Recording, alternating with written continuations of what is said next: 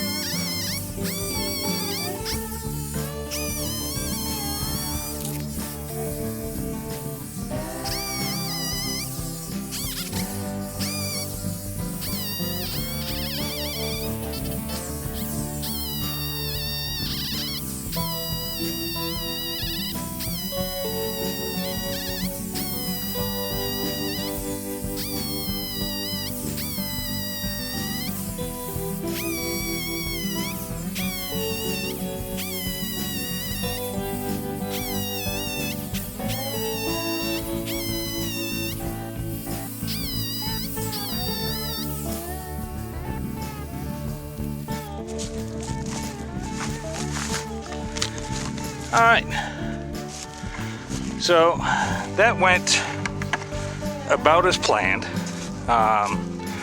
And like I said, this tree had a weird lean to it, so I kind of thought it would fall this way. It started going in this direction, so what I did was, as soon as it obviously, I was trying to get it go in this direction. Well, lesson learned. I got wedges up in the shop. I don't know why I didn't bring them. I'm going to get them now, wedges, and then I got to roll this log to finish cutting it. So lesson learned there. I should have had them out here. I get excited about stuff like this. So anyway, I did a second cut on it.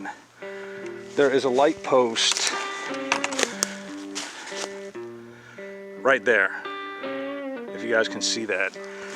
And the way it was leaning initially, it looked like it might take out the light post. It turns out it was just a little bit too short. It wouldn't have touched it. You see, we didn't even make it to the edge of the wood line there. So would have been okay. Glad I recut it anyway. So yeah, not bad, not bad. Filled the saw. Like I said, I gotta go get my wedges and stuff, and I'll be back out here. All right, so I've been up here slowly knocking it back. It's coming time for this one right here, which it has a lean, which doesn't bother me that much. It's not going to hit anything, but I'm going to try to bring it this way, but I think like straight towards where I'm at right now, but I think it's going to start going this way a little bit. And if it does, it's probably just going to land in this pile right here. So yeah, let me go grab the saw and let's knock that thing down and see what we got.